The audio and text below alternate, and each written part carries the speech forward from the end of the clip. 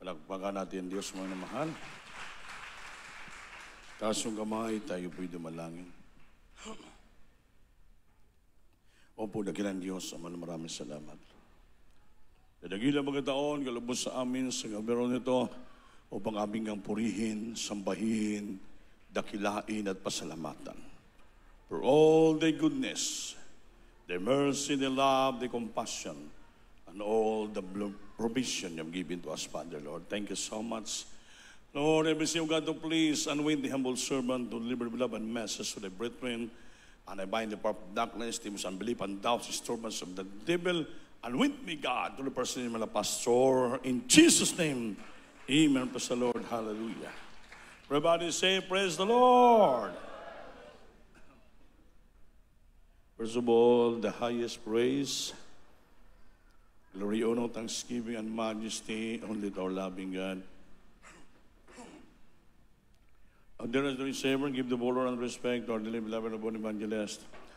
Well, this is the midnight prophet of our loving God. Let's remember and cherish the blessed memories and precious teaching, beloved stand pastor, Linang Almeida, and all beloved children, and the whole blessed Almeida family. And I greet also my beloved wife, my children, my co-workers, my corporations, to all of you, my dear brothers in Christ, at sa lahat po ng mga webcast viewer na noon sa buong daigdig. Magandang gabi, araw sa inyong lahat, mga inal. Palakpakan natin ang Diyos. Maminamahal ang paglingkod sa Diyos ay napaka-importante. Amen? Bakit? Dahil mayroon tayong pupuntahan na pangako ng Diyos. Dahil sabi na ng pinali ko nung Sunday, heaven, the place of reward. Ang langit ay lugar ng puro gantimpala. Palakpakan po natin ang Diyos. Walang tao na ayaw ng reward.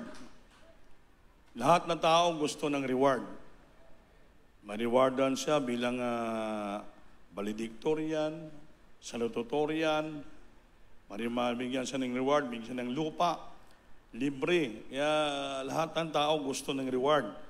Lalo pa sa atin, ang langit, buhay na walang hanggan. Sino ba ayaw ng reward? Immortality, eternal life. Ang pangako, grabing reward yan, mga minamahal. Ngunit, sa ating paglilingkod, before we reach that reward, the place of God in heaven, sa ating paglilingkod, hindi gid may iwasang, hindi ka muna dadaan sa nagaiba-ibang klaseng pagsubok, mga temptation, trials of faith in our life. Kaya kasama yan. Mga lamas yan, lamas. Amen. Mga panakot, mga rikado, mga ingredients sa ating pagpangalagad sa ating malapay noon. Upang maging malasa, masarap ang timplada, at masarap kumain. Pag kinakain natin nga, masarap din ang timplada. Ang paglingkod sa Diyos, ganoon din po yun. Hindi may iwasan po yun. Iba-ibang klaseng pagsubok, iba-ibang klaseng trials, iba-iba. Pero lahat yan, yung itutal mo, yan pa ay pinintulutan ng Diyos. All things work together for good to them that love the Lord, and they are called according to His purpose. Amen ba? Romans 8:28, pakibasa.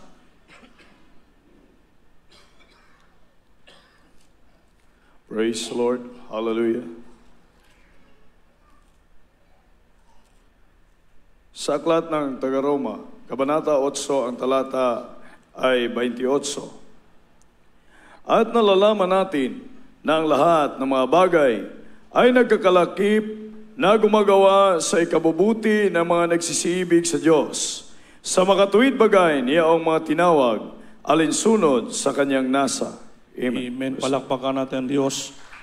At we know that all things work together for good. We know that all things work together for good to them, sa mga nagmamahal sa Kanya. That love God, sa lahat na nagmamahal. Lahat tayo nagmamahal sa Diyos. Lahat tayo umiibig sa Diyos. So may mga bagay-bagay na natin sa buhay natin, nga ito po'y nagbigay ng maganda para sa atin. All things work together for good to them that love the Lord, to them who are called according to His purpose. Sa lahat ng mga tinawag ng Diyos ayon sa Kanyang plano at katuyuan, purpose sa buhay. Lahat po tayo tinawag Diyos mayroon iba-ibang purpose. Amen ba? Iba-ibang mga purpose. May plano, may magandang plano. Walang masamang plano ang Diyos, kundi lahat ay mabuti. Palakpakan po natin ang ating mahal na Panginoon. Pakibasa sa Santiago, James chapter 1, verse 2 up to 4. James chapter 1, verses 2 up to 4. Praise the Lord. Sa aklat ng Santiago, Kabanata 1, ang talata ay 2 hanggang 4. Mga kapatid ko, ariin ninyong buong kagalakan kung kayo'y mga hulog sa sari-saring tukso. 3. Yamang nalalaman na ang pagsubok sa inyong pananampalataya ay gumagawa ng pagtitiis. 4. At inyong pabayaan na ang pagtitiis ay magkaroon ng sakdal na gawa upang kayo'y maging sakdal at ganap na walang anumang kakulangan. Palakpakan natin ang Diyos. Nasundan niyo ba ang ating mga talata? My brethren, mga kapatid, count it with all joy. Bilangin niyo ng may buong kagalakan. When we fall into diverse temptation, kung mahulog ka sa iba-ibang panunukso ng kaaway. Knowing this, dapat malaman natin, that the trying of your faith, nga mga pagsubok, pagtisting sa ating panampalataya, ay gumagawa ng pagtitiis. Work it, patience. Gumagawa ng pagtitiis, pagpapasinsya. But let patience, pabayaan mo yung pagtitiis mo. Paghihirap ay gagawa siya ng perpektong gawa. But let patience have her perfect work. Pag mayroon kang pagtitiis sa bawat mga pagsubok, at itong pagtitiis pala ay gumagawa ng ganap at perpektong gawa sa buhay natin. May purpose. The trials that comes in our way, in our life, mayroon pong purpose. So we need patience, pagtitiis, pag dumating sa atin, makasumpong tayo ng iba-ibang klaseng pagsubok sa buhay natin. Intriga, chismis, anong klase istorya, pagsubok sa buhay, walang pera, walang bahay, lahat ng bagay. Kailangan ang lahat ng Kristiyano ay magtiis, matutong magtiis, matutong magpasinsya. But let patience, nagpasinsya ka na, nagtiis ka na. Sabi sa'yo, nagpailob ka na. Sabi na sa 4, pabayaan mo yung pagtitiis mo at pagpailob mo, pagpapasinsya mo, magkaroon siya ng ganap, perpektong gawa sa buhay mo. Amen ba? Pag walang pagsubok, hindi ka magkaroon, matutong magtiis. Di ba? Pag wala ka palagi ulam, matuto kang kumain ng ulam na asin. Amen? Kaya matuto ka magtiis. Sa isip mo, gusto ko kumain ng baka, karne, manok, fried chicken na masarap na mga pagkain, mga bulalo, lahat gisipin mo, Lord, pero wala kang pera. Yung makita mo sa bahay nyo, asin.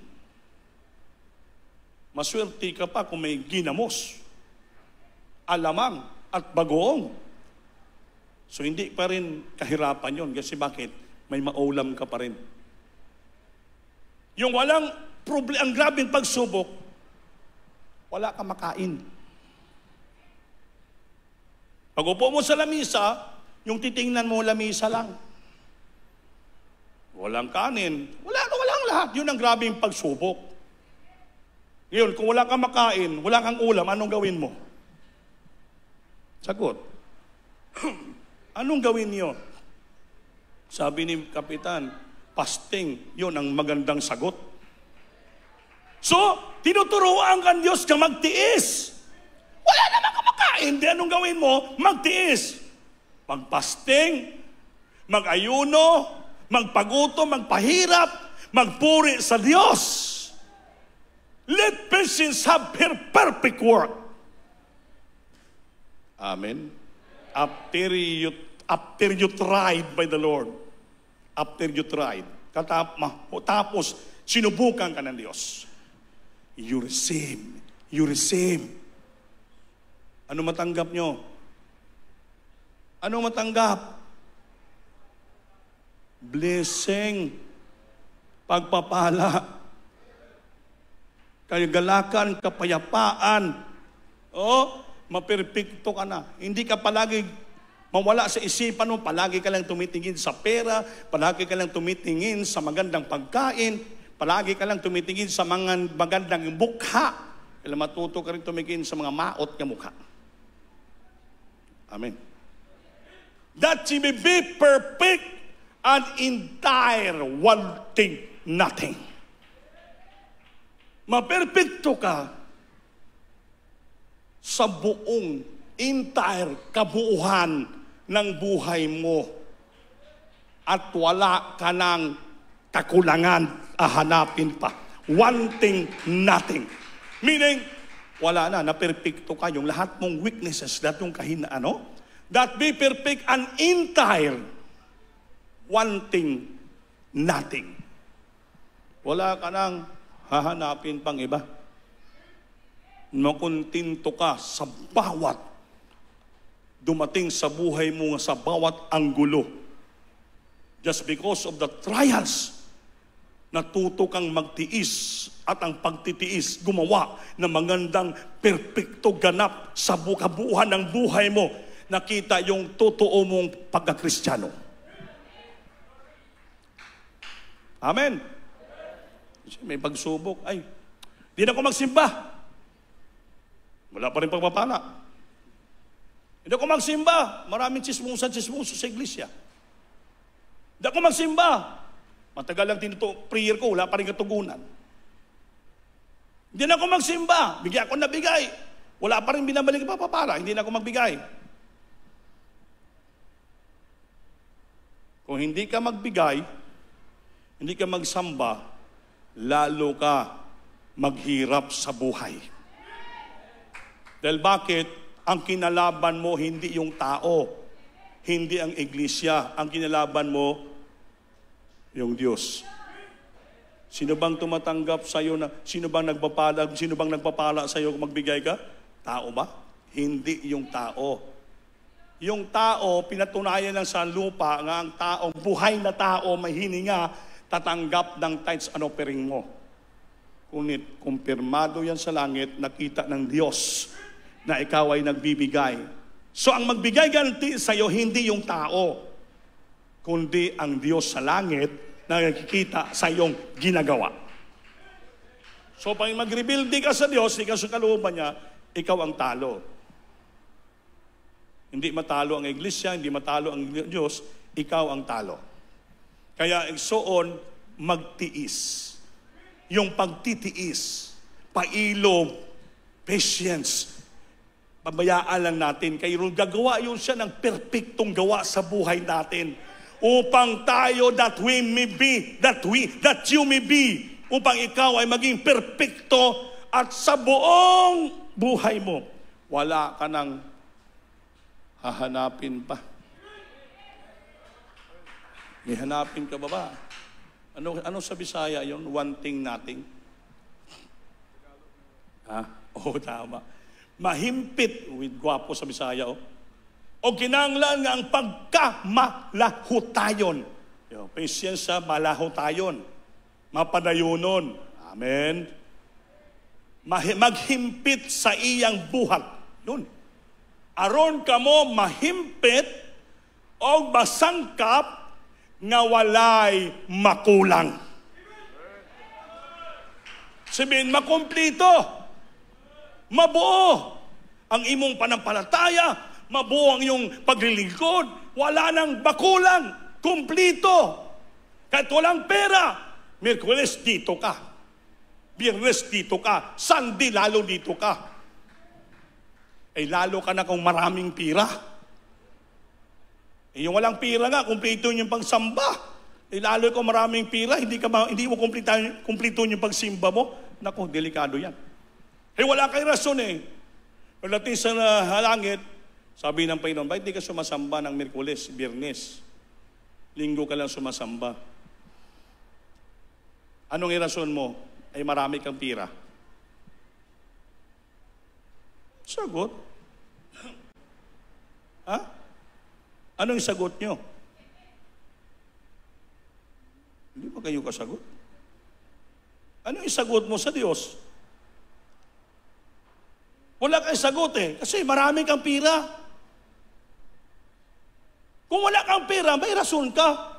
Bakit hindi ka dumadalo pag Wednesday, Friday, Sunday? Kasi wala akong pera, Lord Kulang yung pamasahe ko. Mayaman ka. Anong dahilan mo hindi ka dumadalo? Ha? Sagot. Iyon ang kulang nyo. Iyon ang kulang nyo. Sabi sa Biblia, upang kamu lahat walay makulang. At tinuturuan ang Diyos magtiis. Magtiis sa pagsubok, magtiis sa pagpapala. Amen. At marami kang transaksyon ng mga negosyo, marami kang transaksyon ng mga makapera ka, unahin mo talaga ang ating mahal na Panginoon. Isa yan sa pagtitiis. Bakit? Tuwing nang titiis ka, you sacrifice yourself, you sacrifice your business, you sacrifice your money, just because you want to bless the Lord. Gusto mo paluguran ang ating mahal na Panginoon. Yan ang umpisa na masangkap ka, mahimpit ka, at walay ikakulang. Kaya bakit? Kailangan walay ikakulang. Yung pagbalik ng Diyos, yung kukunin niyang Kristiyano, walay kulang. Kumplito. For in Him, we are complete. Sa Kanya tayo'y kumplito. Anong walang kumplito? Anong bang sabi ng Ephesians 5:27? Ephesians 5:27. Anong sabi ko walang kulang? Praise the Lord. Sa aklat ng mataga Epeso, Kabanata 5, ang talata ay 27. Upang ang iglesia ay mayharap sa kanyang sarili. Upang ang iglesia ay iharap sa kanyang sarili. Na maluwalhati. Maluwalhati. Na walang dungis. Walang dungis. O kulubot. Walang kulubot. O anumang gayong bagay. Anumang gayong bagay na makapagdisturbo. Kundi ito'y nararapat maging banal at walang kapintasan. At kundi ito'y nararapat maging banal at walang kapintasan. Ngayon, paano ka walay kulang, walang kapintasan? Ang dalhin sa langit, walang kapintasan nyo. That He might present it to Himself a glorious church, having no spot or wrinkles or any such things, but that it should be holy and without blemish. Kompleto. Makinis. Malinis. Amen. Amen. Porsilana ang mukha o yung liig maitim. Palakpakan natin ang Diyos. Everybody say, praise the Lord. Hindi pa rin kumpleto. Dapat pa makinis yung mukha, makinis pating liig. Pati tiil, makinis din. Kaya para makinis lahat, wala ikakulang, kumpleto, magpalinis na tayo sa ating Panginoon. Everybody say, praise the Lord. Praise the Lord. Pasensya na kayo Yan ang mensahe. Hindi naman bawal magpagwapa. Dahil kailangan si Kristiyano magpagwapa. Magpagwapo, pero ilagay sa tama nga hindi mawala sa iyong kabanalan. Kaya masobran ka kagwapa, papugi, minsan mawala ng holiness. Okay lang yan. Amen? Gusto mo magpagwapa, pinaputulan mong buhok, bawal yon. Samot marami ka ng kulang. Amen? Amen? So, hindi mo pwede. Kailangan sunod tayo sa patakaran ng Diyos. Sunod tayo kung ano ang kalooban ng ating mahal na Panginoon. Everybody say, praise the Lord. Yan po. Dahil ang paglingkod sa Diyos, hindi mawala yung pagsubok. Talagang darating sa buhay yung pagsubok. Iba-ibang klaseng pagsubok. Amen? Marami kang pira, wala. Dalating pagsubok, Kristiyano ka eh. Anak ka ng Diyos eh. Eh sabi nito sa may mabasa tayo eh. Philippians chapter 1 verse 29. Philippians chapter 1 verse 29. Basahin nyo. Praise the Lord. Sa aklat ng mga taga-Pilipos, Kabanata 1 ang talata ay 29. Sapagkat sa inyo'y ipinagkaloob alang-alang kay Kristo, hindi lamang upang manampalataya sa Kanya, kundi upang magtiis din naman alang-alang sa Kanya. Alapakan natin ang Diyos. So, hindi lang daw nga naman ang palataya tayo. For unto you it is given in the behalf of Christ. Not only to believe on Him, but also to suffer for His sake. Kailangan magtiis din tayo sa pamamagitan ng ating mahal na Panginoon. So hindi mawala yung pagtitiis. Patience. So that patience will have her perfect work. And the perfect, entire, and wanting nothing. Kaya may mga sufferings. Iba-ibang sufferings. Iba-ibang pagtitiis. Dahil yun talaga ang nakasulat sa Biblia. But for unto you is given. Sa atin binigay in behalf of Christ. Sa magitan ni Kristo. Not only to believe on Him. Di lamang naman palataya tayo sa Kanya, but also to suffer for His sake. Magtiis naman tayo sa mga pagsubok, kahirapan, sa pamamagitan ng ating pinakamamahal na Panginoon. Kaya bawat anong Kristiyano, maging aware po tayo diyan. Maging aware tayo. Hindi lamang na ako, naniwala na ako, nagbunagin ako, nagdismokosid na ako, naglingkod na ako. Bakit maraming pagsubok? Bakit dumating sa akin yung pagsubok? Halos di ko makayanan. Eh sabi ng Biblia not only to believe on Him. Amen? Not only to believe on Him, but also to suffer for His sake. So pag may dumating pagsubok sa atin, anong klaseng pagsubok? Parang kung sa Bisaya pa, matandog ang ating puso. Matandog ang ating isipan. Para ba hindi natin makaya. Parang masakit.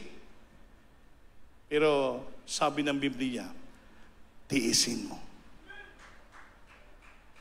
Hindi lamang nanampalataya ka sa Diyos, kundi magtiis ka rin. Magtiis. Upang ang pagtitiis mo ay gagawa ng perpektong gawa. At kung maperpekto ka na, kabuhan ng buhay mo, maperpekto ka. Wala nang makulang sa iyo. Pag wala nang makulang, siyempre, pagdating ng Diyos, walang kulang, perpekto. Walang dungis, walang kulubot, walang kapintasan. Pagtunog trumpita sa Diyos, when the last trump of God will sound with the voice of the archangel, and we which are alive and remain will be caught up together, lahat tayo, and meet the Lord in the air. Salubungin natin ang Diyos sa pagkalangitan. Goodbye, magandang tahanan. Goodbye, magandang sasakyan. Goodbye, magandang negosyo. Goodbye, pera sa bangko. Wala ka madala kahit 5. That's why ang Biblia nagsasabi palagi sa atin na wala nang panag-importante sa tao ay ang paglingkod sa Diyos na sincere. Hindi natin kaya bayaran ang kaligtasan. We never purchase our salvation with money. Hindi po. Kaya habang may pagkakataon tayo, maglingkod tayo sa Diyos. Sabi ng Biblia, what profit a man if he gains the whole world, but suffer the loss of his own soul? In hell, what a man if his change for his soul is nothing. Kahit sa iyo na daw ang lahat na profit kayamanan sa buong daigdig. Ngunit kung mawala ka sa ating Panginoon, walang kabuluhan ang lahat ng bagay sa iyo. What profit a man if he gains the whole world and suffer the loss? Mawala, magtiis siya, mag-antos siya, maghirap siya, nga mawala kaya kaluluwa. And suffer the loss of his own soul. What a man give exchange for his soul is nothing. Kaya ang paglingkod is importante, mga minamahal. Bigyan nyo diin. Bigyan nyo taos pusong paglingkod sa Diyos. Kahit maraming pagsubok, maraming pag-intriga, marami ka nakitang katitisuran sa iglesia. Hindi yan mawalang katitisuran. Dahil mismo ang Panginoon, siyang tinawag na the rock of offense. Siya po'y bato ng kapandulan. He's the rock of offense. Ngunit si Babi ng Diyos, mapalad ang tao na hindi makakita sa akin ng katitisuran. Mapalad. Mapalad ang tao. Maraming katitisuran, maraming kapandulan makita mo sa paligid. Ngunit, sabi ng Biblia, mapalad ka. Bulahan ka. Pag hindi ka ma-offense sa akin, hindi ka matisod sa akin, sabi niyo, bulahan ka, napakaswerte mo, mapalad ka. Amen ba? Amen?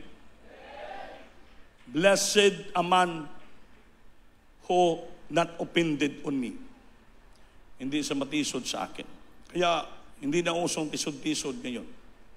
Hindi na usong pandul-pandul ngayon. Hindi na usong luod-luod ngayon. Hindi na uso-uso yung mga mahay-mahay ngayon. Ang uso ngayon, dagan sa lumba ning kinabuhi. Dagan! Kaya ang papuntang langit, dagan ito, takbo ito. Takbo ito. You run a race. Tumatakbo ka sa karira ito. Pag huminto ka, hindi mo mabot ang finishing line. Kung kahit may napulikat ka, masakit ang katawan mo, still, going straight, takbo ka. Takbo ka nga takbo. Dahil gusto mo abutin yung finishing line. Huminto ka, tatalikod ka, hindi mo mabot ang finishing line. Yung finishing line, doon lang yung mga tao, rewardan ng Diyos, makatanggap ng reward. Regalo, premyo. Heaven is the place of reward. Paano ka ma-rewardan ng Diyos? Bigyan ka ng putong ng korona ng buhay. Tanggapan ng immortality, eternal life. Kung hihinto ka, tatalikod ka, liko ka sa kanan sa wala, hindi mo maabot ang finishing line. Kahit marami kang naramdaman sa kasarili, marami kang nakikita, marami kang mga kahinaan, impurities sa buhay mo, huwag mo titingnan yan. Takbo. You run a race so that you can reach the finishing line. Pag maabot mo yung finishing line, doon ka na hininga-hingang malas. Doon ka na. Bahala ka anong gawin mo doon. Hihiga ka, upo ka doon, matulog ka, bahala na. Hihinga ka ng mahaba, bahala na. Basta naabot mo yung finishing line. Ang Panginoon na ang mag-judge sa'yo. Nga someday, anak, come, those who bless of my Father, enter into the joy of your Lord.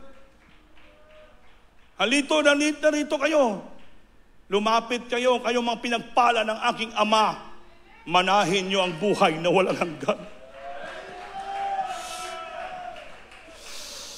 Continuance in will-doing. Patuloy gagawa ng mabuti. Amen? Glory, honor, immortality, eternal life ang ating tatanggapin.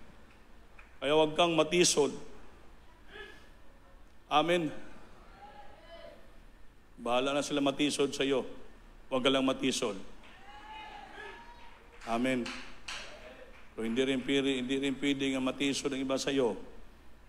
Kaya kung nagpapatisod kasi mong kapatid, sabi ng Biblia, pakinggan nyo, sumakay ka sa pambot, sa tinggit na ng laot, talian mo yung liig ng pisi, at lumukso ka sa dagat. Para pistahan ka ng mga pating doon. Yun ang sabi ng Biblia. Nagpapatisod ka sa iyong kapwa, yun sabi ng Biblia. If you make a stumbling block to your brethren, to your brother, lumalumang palaot ka. Talian mong imong liig ng pisi at lumukso ka sa dagat. Ngayon, ang tanong ko, maging wise ka. Bakit ka mapandol sa kanya? Bakit ka matisod sa kanya? Pabayaan mo siya. Go with your business. Lumakad ka, takbo ka, sa takbuhin nga para sa iyo, inatang niyo sa buhay mo. Sa Bisaya, dagan sa lumba ning kinabuhi, isa unan og jutay, kalipay nga dayon. Amen. Amen. You run a race, going straight, so that you can reach the finishing line. Kaya ang Diyos lang, siya lang ang righteous judge. He is the righteous judge who judges His people. Walang tao mag-judge sa lupa kung sino siya. He knows, the Lord knows everything because He is a righteous judge. Basta dito sa lupa, ipakita mo yung pagmamahal mo sa Diyos, yung paglilingkod mo, yung pagkamatiisin mo, lahat gawin mo. You have to follow the positive Lord. You have to follow what is the commandment, this statute of the Lord. Sundin mo yan, the will of God. Bahala ng Diyos mag-judge sa iyo. Because we are judged according that we have done in this earth. The Lord knows everything. Magpray tayo na, Lord, panghawakan mo ako. Palakasin mo kami, Lord. Nga ako magpatuloy, maglingkod sa iyo. I will obey you, Lord. I will follow you. Tulungan mo ako because I am weak, Lord. But thou art strong enough to help my infirmities, to help my weakness. Mahina tayo. Walang malakas. Nalakasan tayo pag tulungan tayo ng Panginoon. Kaya palaging prayer natin, Lord, make me strong during times of my weaknesses, during times of my infirmities. Help me during times of my problems, Lord. Help me, make me strong, Lord. Hold me tightly, closely, Lord. Huwag mo ako bitawan dahil may pangako ang Diyos. I will never fail thee. I will never leave thee nor forsake thee. I will go before you and He is always there. Hawitan natin, Diyos mo naman. Hallelujah! Jesus. Magpahawak tayo sa Diyos. Magpalakas tayo sa Panginoon. Be strong in the Lord with the power of His might. Jesus.